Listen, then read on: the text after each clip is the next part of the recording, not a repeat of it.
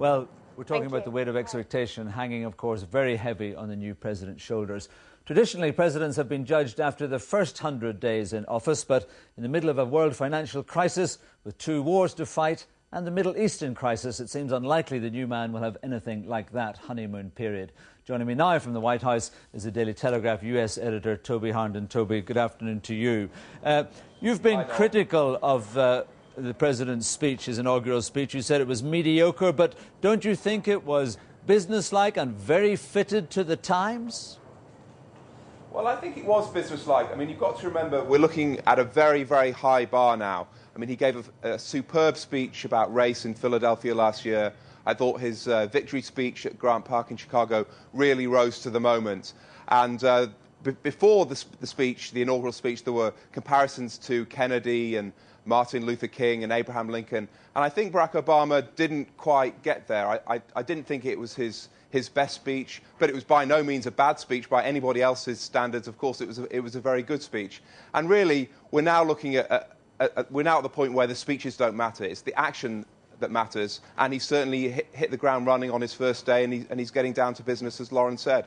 You accused him of being untested and said that America was really taking a leap in the dark, but that's true of every president, isn't it? Yeah, I think so. I mean, I don't think it's an accusation that he's untested. I mean, he is untested. And really, I think as former President Bill Clinton said, nobody is fully prepared to be president and to be commander-in-chief, and it is a leap of faith.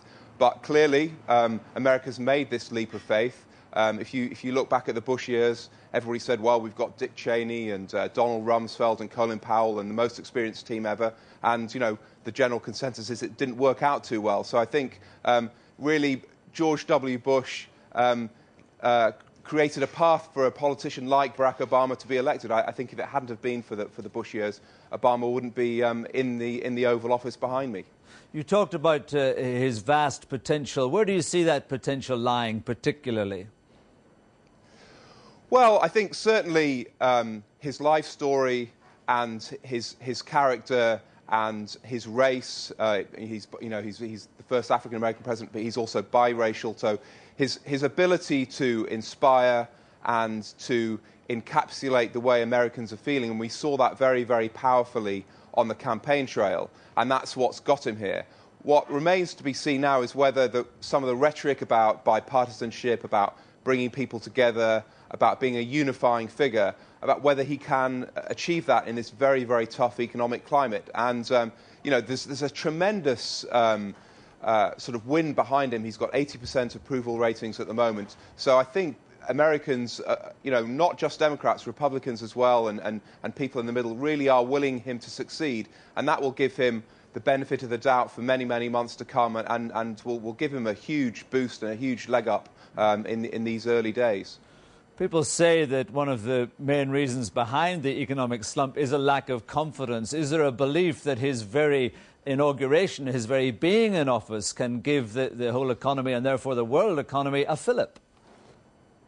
Well, possibly, but I think there were aspects of the inaugural speech which were pretty bleak, and the markets didn't react positively on the day. So with any president, you have to have this very delicate balance of you want to be able to reflect reality, because otherwise people just think you're out of touch, and Americans and people around the world think you just don't get it. But on the other hand, you have got to express confidence and optimism and belief that things can be sorted out. And Obama has got a sort of tightrope to walk in that respect, and we'll see how he manages that.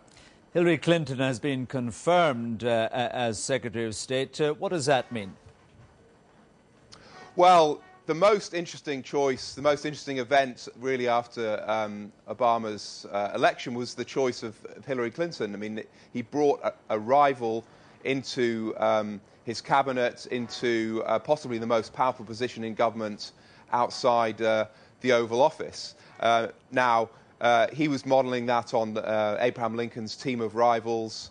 So far, I mean, in an atmosphere like this, it's very heady, everybody's pulling together. But as the months go on, I mean, one of the things that will be very interesting to see is whether there is any divergence of opinion between the State Department and the White House, because Hillary Clinton had some very tough things to say about Barack Obama and vice versa during the campaign.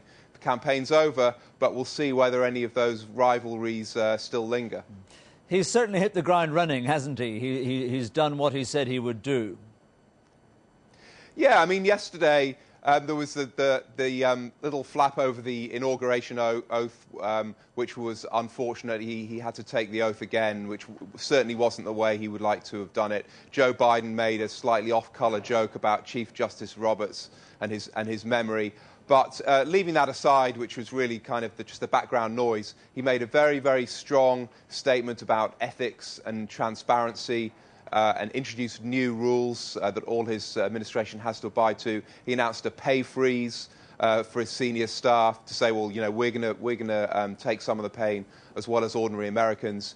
He's announcing today that he's going to close Guantanamo Bay within a year, new rules on outlawing torture, new rules on detention, closing CIA black sites. He's got his new Treasury secretaries in a little bit of trouble because he didn't quite pay all his taxes in the past up on Capitol Hill. Looks like he'll be confirmed.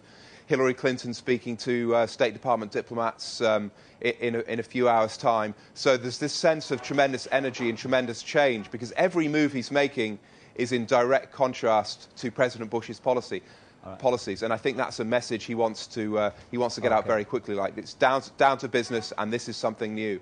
Toby, thank you very much indeed for those thoughts and insights.